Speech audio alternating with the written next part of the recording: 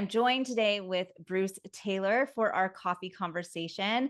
Hi, Bruce. Tell us where you're coming in from. Like, I'm loving your background. Yeah, calling in from France. Nice to be back home after about 3.5-ish months or whatever it was in Asia. So back here at home and finally able to rest back in France. Nice. I love that. Today's coffee conversation is something that I'm really excited about. And it's something that I have been geeking out on for a while. And I know Bruce definitely has as well for, it seems like kind of like the past decade. I'm getting really That's interested and probably curious, right? But that's yeah. it. Like our um our Reiki journeys like started around the same time. I think I entered the Reiki scene like officially attuned, right? In 2002. And weren't you 2004-ish? First time? 2006. Yeah. 2006. Yeah. And from that point, like I feel like there wasn't a lot of information available, honestly. Like Google was a thing, but Facebook wasn't a thing yet. The information available was whatever book was at the bookstore. And if you're in a small town, that was pretty much nothing. And so things have really kind of changed, especially over the last 5 to 10 years of just the information that we have access to. And I think that is Mhm. such a blessing because now there's more information available and we have so many more people going back to Japan, like yourself, and actually doing the investigation work. And so I'd love to tell us a little bit about your story about how the information access has really like influenced your practice. Yeah, I think that I probably have had a trajectory with Reiki like most people do. I was first attuned to it in the United States, so started to work with it. Reiki's been with me my whole life. I just didn't know what it was. A lot of people listening, Christine, you're probably like always feeling something, but just didn't know that that was actually something called Reiki or whatever. So then getting into it, it was the first exposure was like a Western tangential of Reiki, probably not much to do with what Reiki actually is in many ways.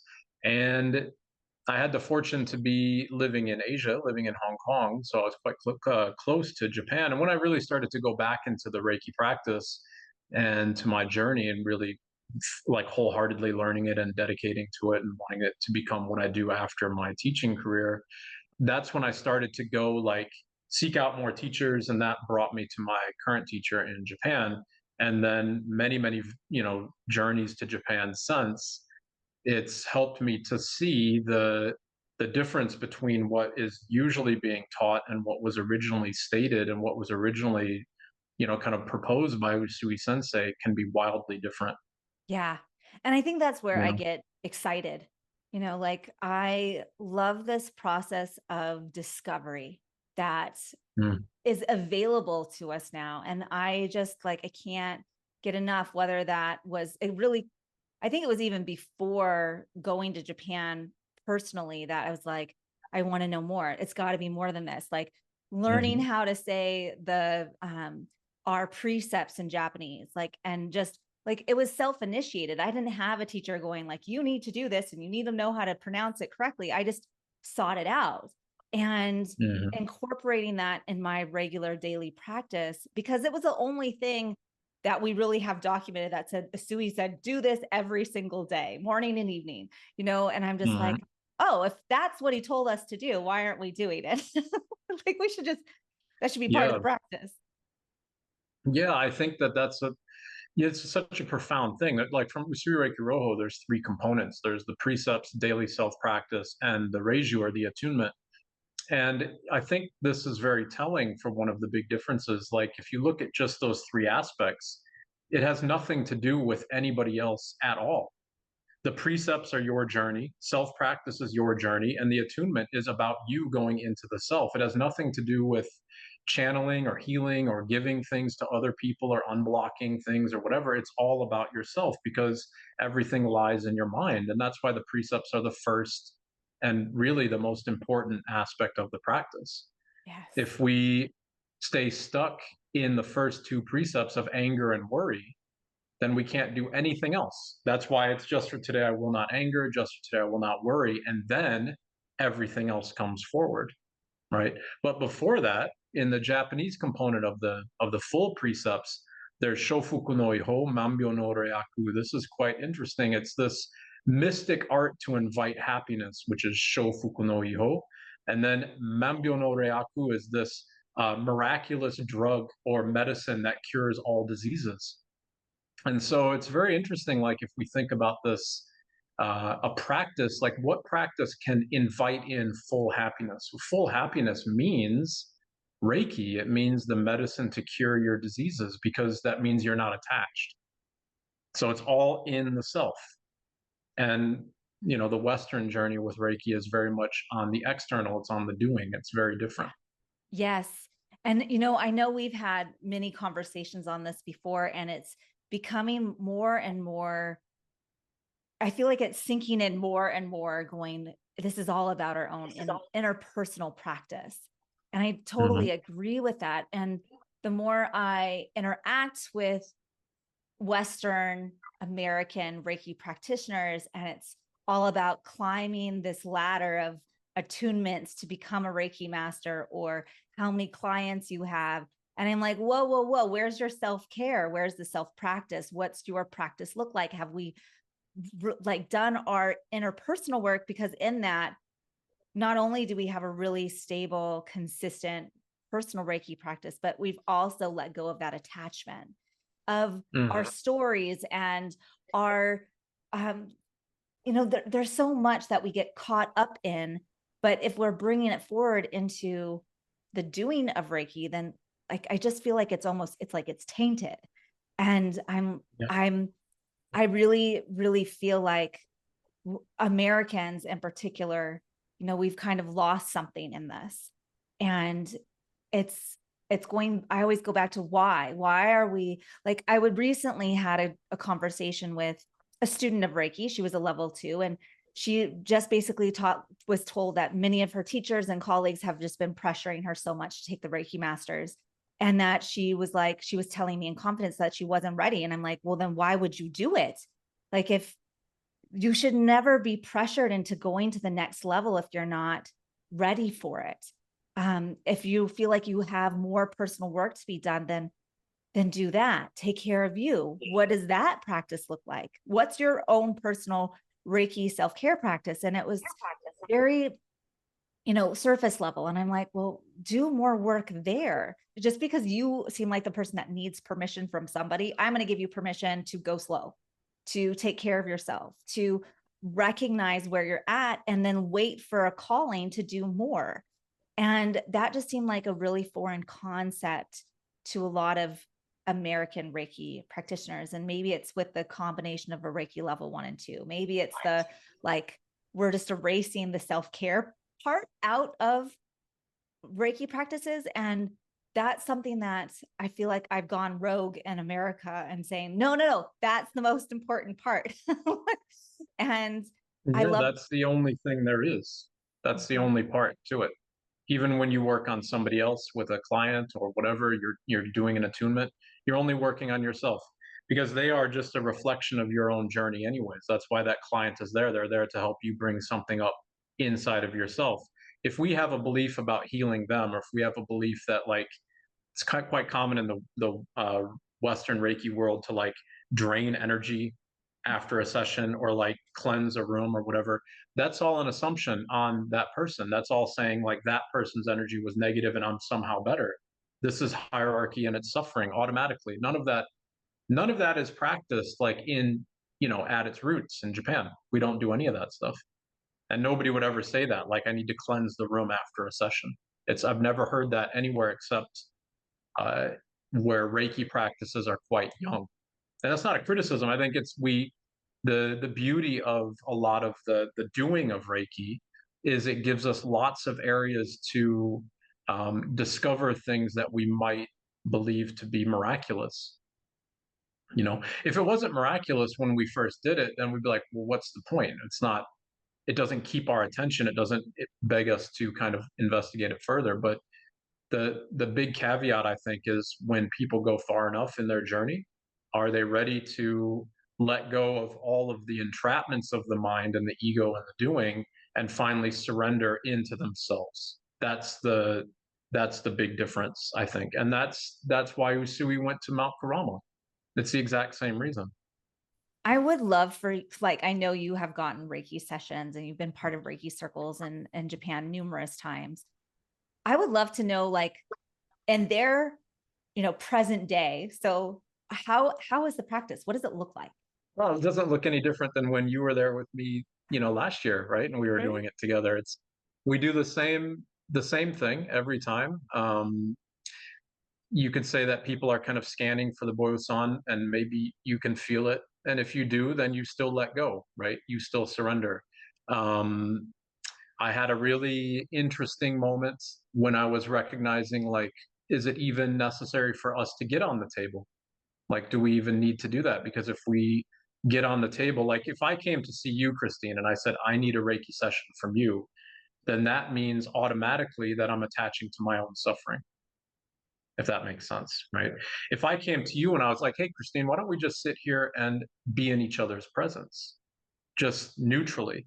Well, then in that case, that's really beautiful because then I'm suffering, you're suffering. But if we sit here in neutrality, just in each other's presence, then we can rejoice in our efforts to let go of our suffering, as opposed to like, I'm so sick, I'm so this, I need everything, I'm so hurt, I need so much attention, I need. That's suffering, right? That's so I think the big difference, like in those practices, it's not a statement that are we or are we not suffering. Everybody's suffering, but it's in reality, I think we've turned up for the practice.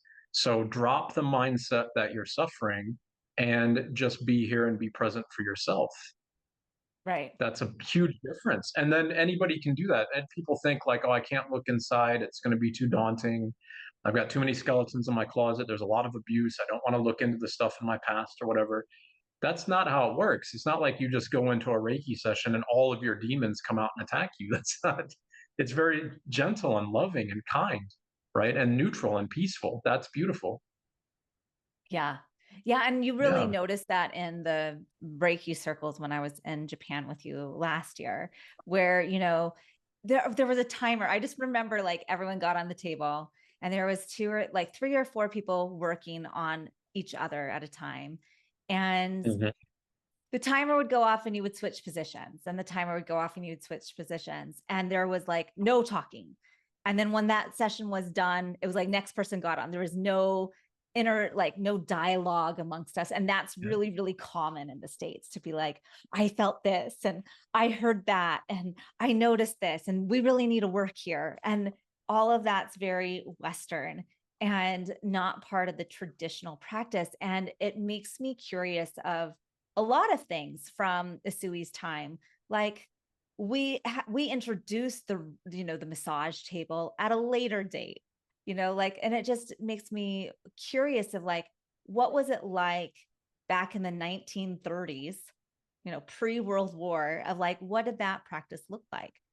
If there was no massage tables and it really reflected more of a meditative practice, and we're doing self attunements and we're chanting and we're recognizing the energy and we're doing Bonsun scanning and we're just sitting with that one area for as long as necessary versus I need to get through hand positions. All of Mhm. that seems really, like, fascinating to me because it was so altered post World War II. And now Yeah, I absolutely. second guess myself. I'm like, that's accurate, right, Bruce? Like, and from your experience, that, like, the Yeah. practice itself was very different. Yeah, I mean, the table, of course, you can see in a lot of the old writings that Usui was just giving sessions and teaching people to just be on the floor. Like they were talking about, one of the things that I always use is that it was taught to a graduated level depending on the person's practice. So if the person was a lay person just off the street, then they would have all of the discussion on the hand placements and the precepts and all of those, types of things to help facilitate the practice. If the person, however, had a very adept level of meditation, then they would simply just sit and meditate, because that's what Reiki really is. It's an ability to surrender all of the rigidity in the self, to let it flow, to let Daikomyo flow through the body, right? So there's some things that I don't know, like, is it real? Is it not? Is it a metaphor? There's stories where Usui was like giving Reiki out of both hands and both feet with his eyes and his breath at the same time. So like shooting it everywhere.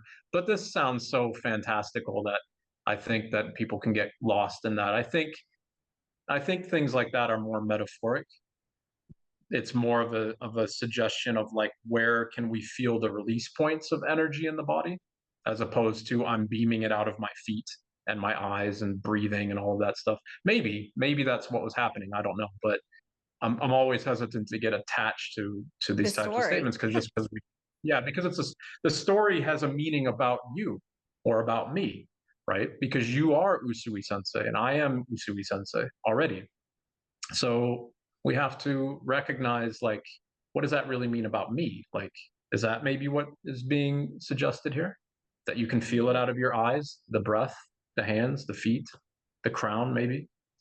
I think so. Right.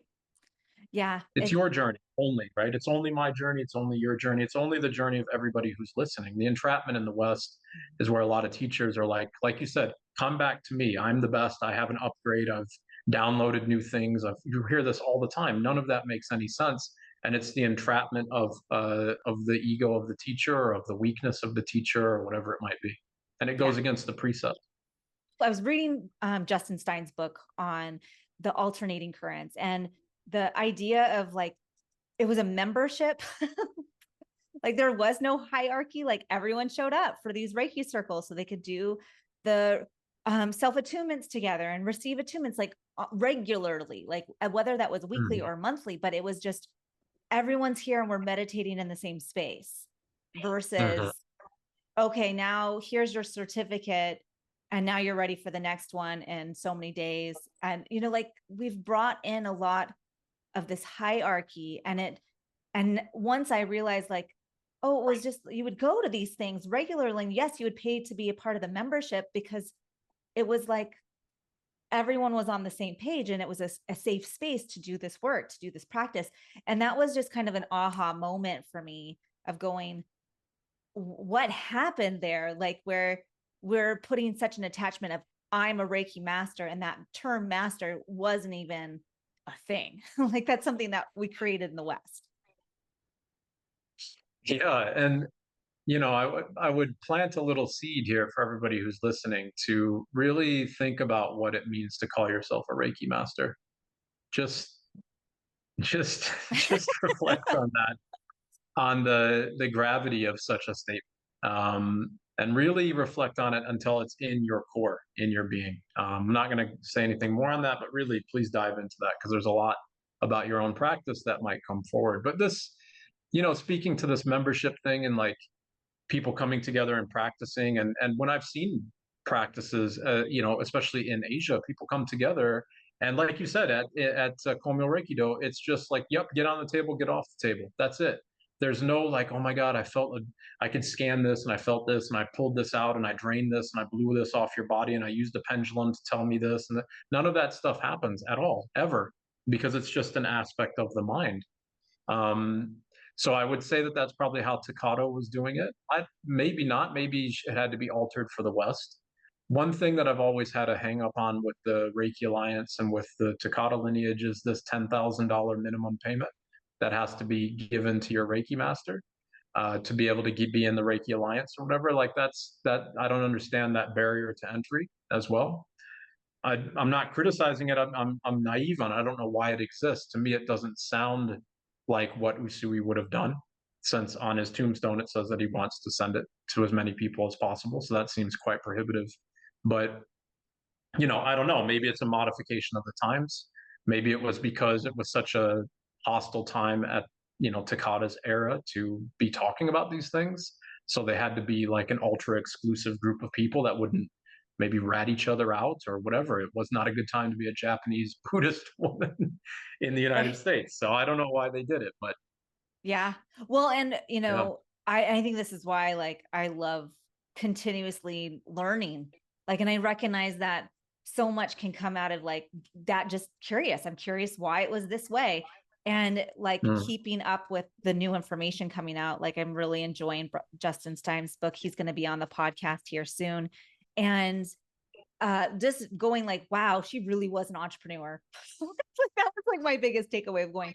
She has a 6th grade education, and from the moment she was in 6th grade onward, she was making her life into a business. Everything was so business oriented, and climbing that ladder. So it's very interesting to me to go how much it had turned into a business model, even in Takata's time, with the outrageous prices and the exclusivity, and not teaching any other Reiki masters and not letting them talk to one another. Like all of that really was able so that she could kind of be this quote unquote the grand master, and telling people that she was the only Reiki practitioner left in the world, like the master, only one left. Like all of that, it makes me just really curious and a little uncomfortable, knowing that one of our precepts is today, do your work honestly. Like, let's be diligent and do this honest, and going,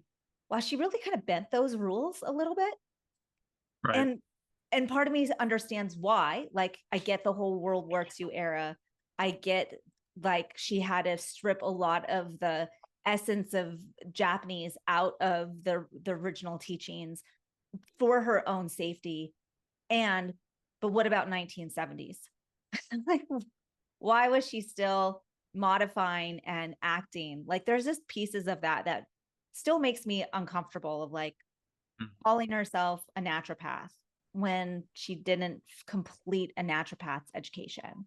You know, she might have gotten a certificate on a couple of things, but that didn't make her a naturopath into today's standards. You know, like there's just pieces that I'm like, I don't know if I'm comfortable with this. I don't know how I feel. And yet again, here I am as a practicing Reiki practitioner going, that's yet another story. And I don't want to get attached to it. And I want to come back to my personal practice and witnessing, how am I teaching? How am I honoring my students and myself with the information that I put out into the world? How can I help people find the pathway to personal self-empowerment and letting go of their attachments? Like that's what I want to do. So I can still geek out on these historical aspects, and yet where can I let it go and be present in the today? Yeah, I think that's the only thing that we can do as our own personal journey unfolds. That's really what it is. It's like, it's how honest are you being to yourself? Um, because we can look at it from this perspective as well, that Takata doesn't even exist. Like, she's not here. Phyllis has passed away. So there's now Johannes here in Austria, who's the current kind of Grand Master of the Reiki Alliance, who would be that lineage bearer.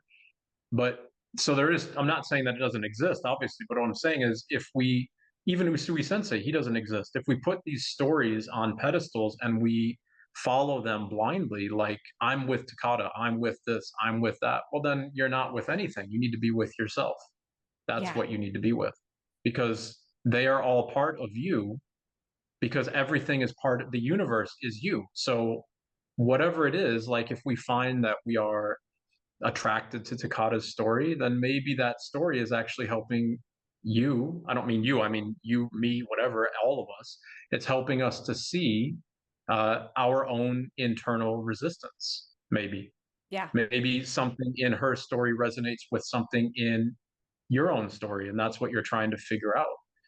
So, the way that with so many trips to Japan now and so much time on Kurama, like, my personal practice is now just like, well, what is the mountain telling us? Not Usui, not Inamoto, not me, not you, not anything else, not Justin's book, not anything. What is the mountain telling us? And when I was there previously, just a couple of weeks ago, with the priest of Kurama Dera, it was so beautiful, because he was like, we don't come here to practice a practice to Sonten or to the deities, or Reiki or whatever it might be. We come here to just listen. That's what we do. We listen. So, because there's nothing else more honest than that. If you drop all the pretense, if you want to say it like this, it's almost like you turn up raw or naked or like bare to your practice, I guess is the way to say it. And you just listen until there's nothing left to listen to. That's the real practice of Onsen Ritsume and Usui Reiki Roho. So I just find that incredibly beautiful, because where I was going to bring the conversation next, you hit on, like, one of the things that when we were in Japan together and we were on Mount Hiei, and if you guys listeners out there don't know what Mount Hiei is, it's the sister mountain to Mount Karama. They're very close together, and it is also the birthplace of Zen Buddhism, Japanese. Of, Is of it Tendai Buddhism. Tendai Buddhism? Yes, Yeah. and kind of like the birthplace of Japanese Buddhism, correct? Yeah, and the founder Dojin of Zen Buddhism was also working There at we go. Hiezan as well. He Yeah, was very prominent there as well. So yes. that's totally what I'm thinking. Well, we were there, and I just remember that it was tourist week. It was Golden Week in Japan, and so there was a lot of people on Mount Hiei when we were there, and I remember you prompting us. We were all going to go into a temple, and we were sitting at the foot of this ginormous Buddha statue that reflected the cosmic Buddha, the Amitabha Buddha. And Mhm. I don't remember if you specifically pointed me out, but you were like, go into the Buddha, become the Buddha. And like, this is, this is Buddhist practice, right? Like, when you can be merged with them, then you can be them. And from that point, like, even though there was all this noise, and thank goodness, I had a meditation practice prior, like, I could really feel that connection and letting everything go. The children in front of me who are stamping their little temple passport books and all of the things. And I just remember going, oh, here it is. Everything fell away, and I was just at peace. And it was really this beautiful thing. And then coming home and discovering, well, and even up on then Mount Karama, going, there's the deities, and practicing with the yoga deity, and like all of these pieces of like, who is Bishmontan, who is Kanan, who are these deities of Mount Karama, and noticing that there's the steps before you get to, what does the mountain tell us? Like, I feel like all of this is makes so much sense in the pathway of becoming, I don't want to say enlightened, because that seems like egotistical, but like in the practice of understanding that you are one with everything. You're one with Mhm. not only the Buddha, but you are one with the mountain. And how can Mhm. we let go of all of our personalized essence to just be, and just be? That's right. Yeah, that's the journey of Reiki. This is why uh, fully why Usui Sensei went to Mount Kurama specifically for that. Each one of the deities represent an aspect of discovery of the self.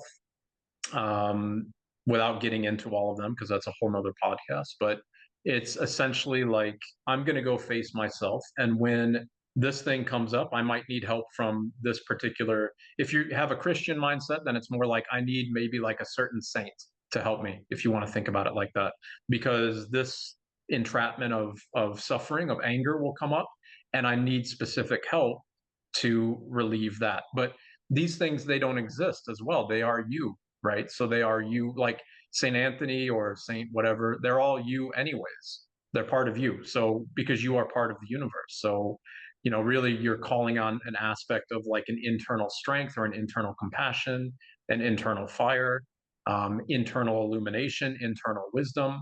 You're calling on an aspect of yourself to help you see through your own ignorance and past your own ignorance. Yeah. Ignorance means suffering, means attachment, means the things that we're all hopefully trying to work through and to relieve, right? And this is what I think is so beautiful about Usui Reiki Roho. And I think it's where the West, and by the West, I don't mean geographically the West, I mean any other practice that's not Usui Reiki Roho. There's only one practice of Reiki, which is Usui Reiki Roho. Anything else is not Reiki. Like, you can use the term energy healing, or you can use hands-on healing or whatever, but Reiki denotes a very specific practice with a very specific origin, right? It's like here in France, like I'm living in the Bordeaux wine region. So you can't call a bottle of wine that comes from Italy Bordeaux wine. It doesn't make sense. right? It has a very specific region and a very specific practice. So Reiki is very similar, but it's become so concatenated and modified and all these things. And I think the reason why is because Usui Reiki Roho is so beautiful in its simplicity. There's just three symbols with one added on, like the master symbol was added on after Usui Sensei. There's the precepts, and that's it. There's self-treatment, right? So why is it so complicated then? It's so complicated because people are looking at it as ways to further their own, I don't know, position of like boasting about their own journey. I have so much power. I've added this. I've downloaded new steps. I've done all these things. I can upgrade you to even more powerful stuff. Like none of that makes any sense. And I think if people are being honest with themselves, and we look at the word Reiki, what it means, and we look at Daikomyo, the energy of the universe, and I've been saying this ad nauseum forever, like for years now. How can anybody upgrade you to something higher than the energy of the universe? It doesn't make any sense. Yeah. It's not possible, right? So the mountain in Karama Mountain, it suggests all of these things in silence, and you can't you can't package and market and sell a practice. Like, of course, this is my job, so I help people to find these things. I help people to discover this on their own. But as soon as that discovery is there and their information is understood, then it's up to them to keep journeying into the self, right? Right. And this is problems. This is one of the problems in the West. It's like, oh, you got that far. Let me upgrade you again and again and again and keep coming back to me because I have all the answers. And none of that makes any sense. Nobody advanced in their practice would be saying these things. The Right. Dalai Lama doesn't say that. The Pope doesn't say that. Thich Nhat Hanh doesn't say that. Inamoto doesn't say that. The head priest at Karamadera, he doesn't say that at all. None of them say any of those things. So Yeah. Well, and I think it's so true. Like our capitalistic minds in the West has tried to make Reiki into a product, and it's not. Like, I think that's where, maybe this is why Usui Reiki Roho in the West isn't as prominent as some others, because they're not attached to it becoming successful and the number one thing out there and available, right? Because it's not about that. It's not about the product. It's about beingness. And, the more I study and the more I am on my own personal Reiki practice, the more I gravitate to Usui Reiki Roho. That's the one that I want to like really hone in on because it just feels true. And so it's like, I don't need a manual. Like, I don't want another manual about how to do Reiki. I want the practice of it.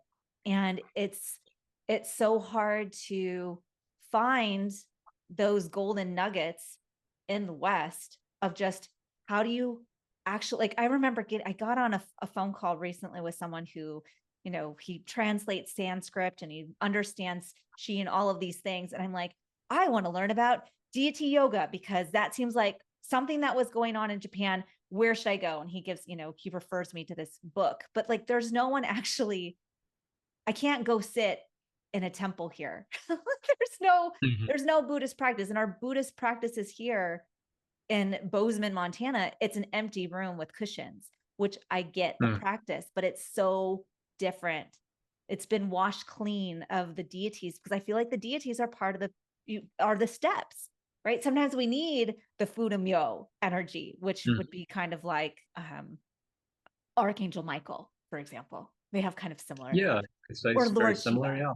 Yeah. Like sometimes we need those steps to get to the place that we can become one with the Buddha, right? And so or one with a mountain. Like there's those steps. And so, I think when I first came to the Buddhist temple here in Bozeman, they were like, we don't want anything to do with Reiki. And I'm like, well, then you don't understand what Reiki is. And so it's just very frustrating to try to have a practice with amongst other people. And so it can be very lonely, I think, to be on this journey. And at the same time, once again, what's the story there? right? Like, so it's always, Yeah. it's very interesting. I wonder with this, when you're saying about the temple there, saying they don't want to have anything to do with Reiki, I wonder, I would hope that, and I would assume that this is a compassionate statement where they're really kind of saying the Reiki that is here right now is too young. So Mhm. just let it mature. People need to figure it out. And until then, we will continue to hold space in the temple until people figure it out. Because I think every road within this kind of Reiki world will hopefully move to Usui Reiki Roho at some point, because everything else is a dead end. Because anything that is, and I mean this sincerely, anything that is attached or formulated in attachments of the mind, it will only get you so far. That's it, right? Yes. And, Mhm. when Christine and I are saying these things like become the Buddha, this is probably being listened to in a predominantly Christian environment and everything, or like a Western environment. It doesn't mean practice Buddhism. It means become yourself. You are the Buddha, you are Christ, you are all these things already. So it literally just means recognize your internal real self is not the suffering that you have. It's not the layers of your ego or your circumstance or your career or your family. None of that is real. Those things represent your suffering in many ways. And also, I want to point out, like, people would be like, well, how can you teach? You're saying that it's not a commodity, yet both of us Teach teach Reiki. Usui Reiki Roho. I mean, yeah, we teach Reiki, and my focus is 100% Usui Reiki Roho. So what do we do? Well, like, when people ask me this all the time, how can you charge for this or whatever? Like, Inamoto charges for it. If I go to have a private audience on Kurama Dera, at the Kurama Mountain with the head priest, there's a fee, because we are exchanging for expertise and for time. And money is a medium of exchange of energy. So what I give to my students is a deep understanding of Usui Reiki Roho and in a journey into themselves. And for that, there has to be an exchange, just like with everything else in the world, right? The the problem would become if I started to say things like, "Oh, I've redone my courses," and which I have because I continue to learn, and now you need to pay me more money. Okay, well then that's just greed, right? That's not being honest, because their support is helping me to understand my journey with Usui Reiki Roho and to go deeper and deeper with it. It helps me to go to Japan for a third of the year every year, pretty much, and to study and to practice and to be at the root, right? And then all of that comes back to the practice and to the students and everything. And I think that's where everybody hopefully will be going in Yeah. Reiki, Yeah. back to the root, to the simplicity of Usui Reiki Roho. Yeah. There's a bit of maturity that's happening. Like, people are getting curious and going, oh, there's something deeper here. And I think with the history coming to the forefront, there's more and more people getting curious about, okay, how did that change so much? Mhm. And so Yeah. I really appreciate all of the stories, the travel to Japan, um, being able to see the practice differently from what I've been exposed to.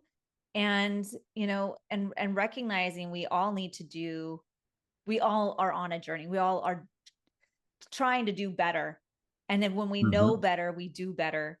And really calling on, like, what is our personal practice? I don't know how many times I drill my students on what's your personal practice, whether that includes Reiki or not. I'm like, what's your self-care practice? How are you turning inward back to you, going, what do you need today?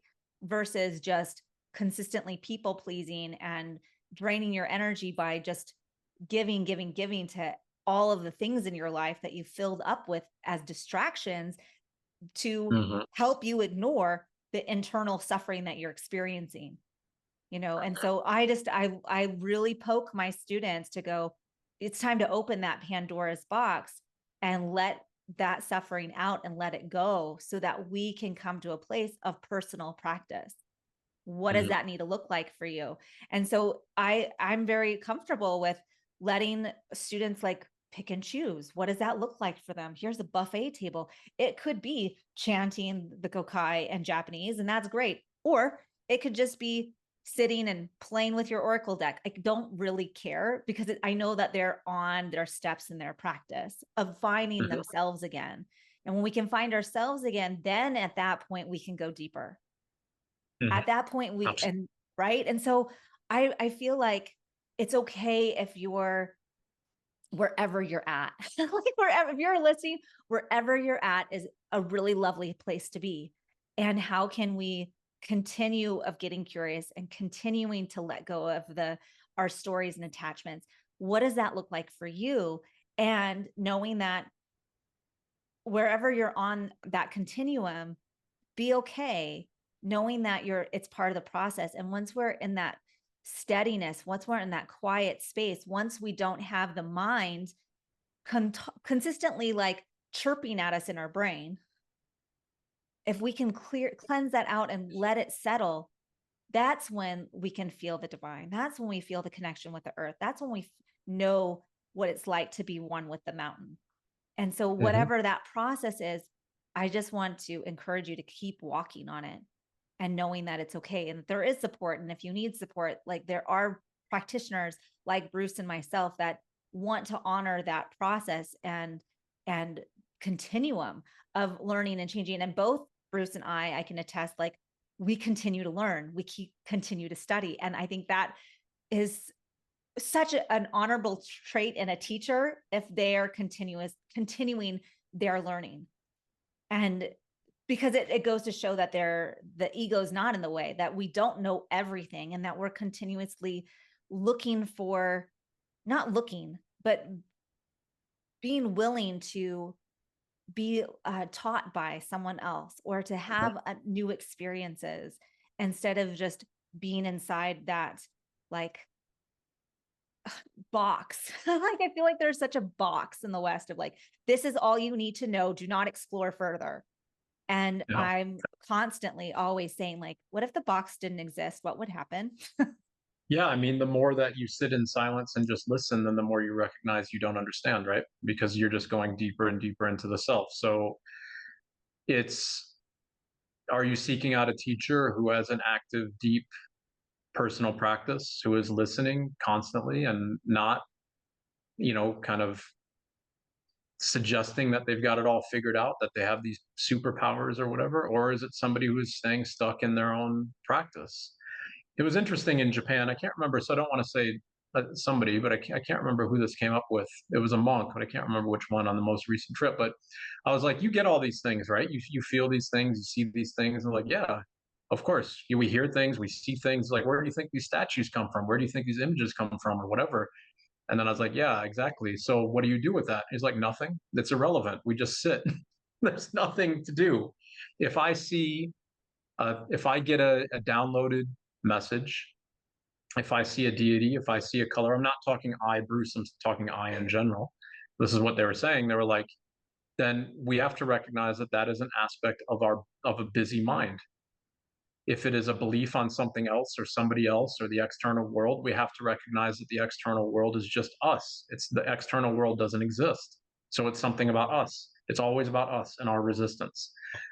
The West can be, or a new practice can be very quick to uh, think that we are giving this advice to other people, like we are able to help them along their journey. And the Reiki world, I think the Achilles heel of it is that unfortunately it can be learned very, very quickly, in many ways, right?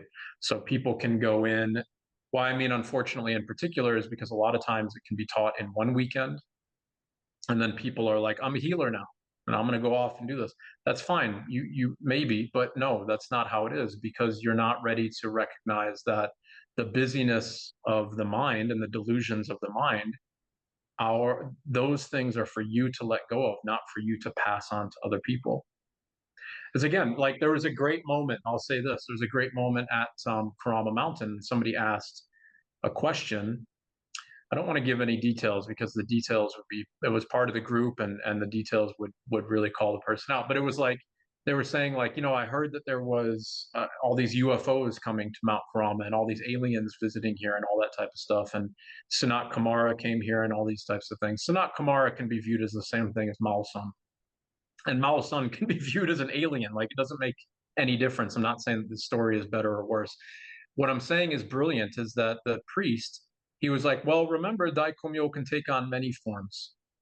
And then he just shut up. So it's like the brilliance of that is just like whatever your daikomyo is, which daikomyo means the great energy of the universe or the light of the universe. Whatever that is in your practice, whatever you experience it, and just witness that that's what it is for you. And that's you. So just let go of it. Full stop. It was incredible. It was really beautiful to see it. Yeah. Yeah.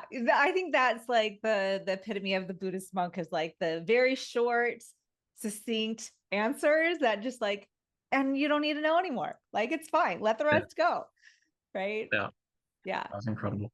That's So so beautiful. cool. Yeah. So he was saying that. And what else was there? There was something else. Yeah. So this I thought was amazing as well, to see the full attention of the priest. We had to have it translated, of course, right? So the questions that were coming in were translated. And while the questions were being asked in English, he would immediately go into a trance. Mm. Like he was just sitting there and his eyes would roll up into his head, and people were wondering, like, what's he doing? And I'm like, to me, and I was asking him about it. He was like, the only way that I can be fully present for that question is to try to dissolve any attachment in myself. So that's what I'm trying to do. And what he meant, I think what he was saying, it was like, if I'm sitting here and my back hurts, I have to dissolve that. If I'm sitting here and I'm tired, I have to dissolve it, because I'm here for your group. I'm here for this conversation. That's what I'm here for. So I'm going to go into a trance. I can't understand English anyways. So instead of suffering, I'm going to try to relax so that when it's translated in Japanese, I can be fully present. It was really beautiful to see that. And the juxtaposition between that depth of practice versus the newness of a lot of Reiki practitioners was very stark. Yeah. Oh, I love that. That's so beautiful. Thank you so much for sharing that. Yeah, yeah. Mm-hmm. Yeah, it was really profound to see, because that's what Reiki is. That's the depth of Reiki, right? If you are working on somebody else, if you have a client, many people listening probably have clients, right? If we are recognizing the blue sun, we're scanning for it, we're feeling it, we're doing it, then we're staying attached. We have to try to stay neutral all the time, because in neutrality, there's no sickness. And that's what Reiki is about, anyways, for healing. So don't attach to the things that we're trying to get rid of, anyways. Full stop. Yeah. Simple as that. If we come back and we share, like, oh my God, how did it go for you? What did you see? Then we're attaching and we're back to the suffering. So let Yeah. go. Yeah. So it's so powerful. It's so powerful. Yeah. And knowing too And that so simple. it's so simple, and it's so difficult oftentimes for Westerners to grasp because of the simplicity. Yeah, and non-Westerners as well, I think. Right? Like I think that, and so I think I come back to that, so that, like, know that if you are getting attached to the story, give yourself a little bit of grace, that it's part of your journey. And like, I feel like when I was in Japan, and even post, like there was an instant recently where I asked Fudamyo, who is very much like your, do you know the name of his like rank, like of deities? I'm trying to remember. Like, you have the ones that are like scary and they're going to scare away the bad things, but he also has the fire around him, and he's got a sword and a noose, and he's going to pull your, like, basically your shit forward so you can see it, so you can cut it away. Like, that's what he is. But so he's not a Boshiva and he's not a Buddha. Yeah, just below, right? So just Yeah. below the like the top tier, or like the Dainichi Norai cosmic Buddha type. It's essentially like the Amitabha Buddha as well, and a lot of like the medicine Buddha, and these ones are, again, it's all aspects of your journey. Right. Exactly. So like, in order for us to go further into the self, we might need the purifying fire, the double-edged sword of Fudomyo, the lasso, all of Yep. these types of things that are represented on the statue. We might need that because we're, quote unquote, in a low energy, Yes. or we Okay. need to, like, yeah. So it's Absolutely. just aspects of the person, like, and not no one step. It's like saying, like, it would be absurd if you had a ladder, right? Like a Right. ladder, and that was missing like the first four rungs, and then the Yes. fifth one was there. It would be absurd to just be like, oh, the fifth one's the best. No, it's not, because you can't get there. So Right. it doesn't, Right. Exactly. doesn't make sense. That's my point. So like recently I had an experience where I felt physically in danger. I could not get out of Just for Today, Do Not Worry. I was freaking out, nearly having a panic attack. And I was texting with my son. He's like, Mom, just call on your guides, because he knows that's my practice. And I'm like, who do I need? I need Fudumyo. That's who Mhm. I need. And in that moment, it was my savior, right? Even Mhm. I knew that I was in a lower vibrational energy. I needed that support. And in that moment, just feeling the strength of Fudumyo come in, of it being scary as hell. Like, that's his presence. Like, he scares away all the things don't serve us. I needed that. Mhm. I needed the sword. I needed the lasso. I needed all of these tools that he had, and going, this is where I am in this moment in my journey. I need Fudumyo. I didn't need Mhm. Amatama Buddha. I wasn't ready for that. Right. And Mhm. so, like, recognizing it's okay wherever you are in whatever frequency of the path that you're on, knowing that it's a journey. And then I can come back maybe 5 days later, my nervous system was reset. I was back home, and I want to just go meditate in the mountains, and I'm in a different, Mhm. completely different place. So it's honoring wherever you're at in the process, and not saying this is better than this, because then Right. once again, we're attached to the story. Right. Yeah. Yeah, that's it. Exactly. I think the only aim in the practice, if you want to call it an aim, should always be stillness or neutrality, even if you can't get there, right? Even if it's like impossible. People quite often ask, like, what does that mean? Like, I can never quiet my mind down. That doesn't mean that your mind is completely placid. Hopefully it does, but it doesn't need to be that. It means you're not attaching, Right. right? So even in this case for you, Christine, like, see, the beauty of the power of a practice is to recognize, like, I'm trying to get to where I'm not going to attach to this, but right now it's not possible. So what can I do right now? What tools have I learned from my practice? This is why I love Usui Reiki Ryo so much, because it's the tools that you can utilize in those moments to help get you towards a further uh, orientation towards neutrality and away from anger and worry, right? Those are the first two precepts. We have to get away from those. But sometimes we can't, because we're human. So when we can't, we have to recognize, no, I'm angry, I'm pissed off. Okay, great. Instead of letting that fire burn out of control forever, can we recognize it quicker, utilize the tools, the precepts, the hand placements, whatever it might be, and then get back to stillness? That's the Exactly. goal. That's the Yeah. goal. Yeah. And so just recognizing in that moment, I was freaking out. I was like, I need Fudumyo. And in that moment, I could finally rest. I could finally relax enough to sleep. It was in the middle of the night. I'm right. And Mm-hmm. so I could then come to a place of like, all right, Fudumyo's got my back. So now I can go to my Reiki practice. I can do my hand Mm-hmm. positions. I can do my breathing exercises. And so it's okay wherever you're at. Mm-hmm. Knowing that, like, Exactly. and you have in those moments their support for you, whether it's in the deities or whether it's in calling up your Reiki master, right? Calling your Mm-hmm. Reiki teacher in and going, how can you hold space for me? Can you do a session for me? And going, Mm-hmm. if that's where you're at, if that's what you need, it's okay. Maybe in that moment you are not the quote unquote Reiki master. That's not your energy right now. You're the one who's in suffering. And so reaching out to find your place of neutrality again so that you can get back into your personal practice is okay. Um, Mm-hmm. and and so just recognizing wherever you're at, what support do I need? How can I continue my journey? What does that look like? Knowing that some days I might be jamming with the mountain and just in the mountain energy, and my head is completely clear and free. And there's other days that I might be freaking out and I need the support and I need the tools and I need all the things, and going, it's Mm-hmm. all part of our process.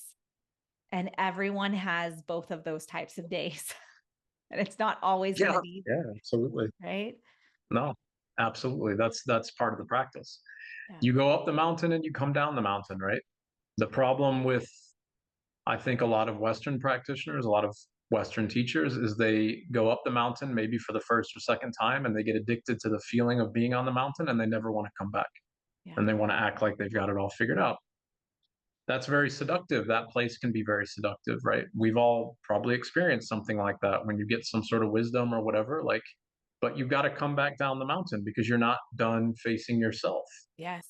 That's what we have to constantly do. We have to face ourselves over and over and over again for the rest of our life until we die. That's the journey. That's the practice. Right. And I think I love that. I love that idea that the metaphor of the mountain being kind of the upper chakras. And I know so many Westerners, like that's kind of the lens that they look through. And that's oftentimes at Reiki Cafe, the lens that we look through. And if we get really addicted to just focusing on our third eye or crown chakra and just being in this, we're forgetting that we have a human body and that we have work to do here on this earth and on this plane. And that's the coming down of the mountain part. Like, how's those lower three chakras doing for you? Where's your self-worth at? How's your self-esteem? How are you letting go of those childhood traumas and wounds and healed those so that they don't influence your daily life? Like I really feel so, I'm such a lower three Reiki like practitioner. Like I want those lower three chakras to be totally solid before we even go up the mountain, because it's just going to keep dragging you back down. And to really have that in balance and to recognize that we all have the same, the work to do. And it's so lovely to be on the mountain. And but we can't, right? Exactly. Yeah. Wherever you are on the mountain, it's still the mountain, right? Yeah. So it's beautiful. Even if you're at the very, very base and you look up and it looks so far away, well, that's great. You just take one step at a time. That's all it takes. Yeah. One step at a time. One step at a time. Exactly. Yeah. We had on this last tour, we met with the Ajari Sama, somebody who completed the Kaiogyo. It was incredible, like this a completely amazing experience. And I don't want to get into all the details of it, but why I'm saying this is because in that level of deep fasting, these people go on a practice to cut it very, very short, where at the culmination of it, they go for 7 days without any food, water, or sleep. And they're just reciting prayers to Fudo meal. So there's one task that they have to do where they have to go get water to wash a statue. And they have to do that every day. That's the only breaking they have of the recitation of the sutras to Fudo meal or the mantra to Fudo. And the first day can be very easy. The last one, it takes like 4.5 hours for them to do something that initially took them like 20 minutes to do. And in every single step, it's like that. It's like overcoming the first step of going up the biggest mountain that you could imagine, which is the suffering of all humanity. And it's incredible. So one step after another step, the same like Jesus's story, right? When he's carrying the cross, getting crucified, it's the same idea. Like every pain that I feel is the pain of the entire universe. And I'm going to try to be at peace with it. It's an incredibly humbling story, right? Yes. Beautiful. Well, I can't wait to hear more of that story at some point. I'm curious, Bruce, do you have anything that's coming up that's on your radar that you want to share about? If people wanted to connect with you, what's on the radar? Yeah, I have a number of things coming up. I've got a Reiki Master Intensive training coming up where I will be live in Missoula, Montana. That's going to be July 26, 27, and 28. And also, if you can't make it to Missoula, that's going to be via Zoom as well. So live as well, you can join in. And that's going to be a comprehensive training. And for a lot of people, a retraining in Reiki, as it were. It's open to anybody, any lineage, if you want to come fully into the fold of Usui Reiki Roho. So I'm bringing all of my trainings and, of course, everything that I'm learning and every time that I come to Japan. And all of that is being brought into those trainings. So it's a 3-day training. The only reason it's only open to practitioners who have already gone through their entire training is because if you haven't had, if you've only done level 1, you have to integrate. You can't just do all the levels in a row, right? So, I just want to make sure everybody understands that this is not, you can, if you want to join on the first day is for Shodan level 1, you can join that if you've never done Reiki before. You can join only level 1. Or if you've had level 1, you can join only level 2. The entire training is only open to Reiki, quote unquote, master students, people who have done the complete training of any lineage. That doesn't matter, but it's more, do you want to come in fully to a connection of Usui Reiki Roho? So that's coming up in July, 26, 27, 28. And then the next year's pilgrimage is already set as well, which is going to be May 9th through the 16th in Japan. Yeah, no, I'll be there. I'll definitely be there. Well, thank you so much, Bruce, for coming on, sharing your wisdom with us. I'm always a continuous student. I love this. I geek out on it so much.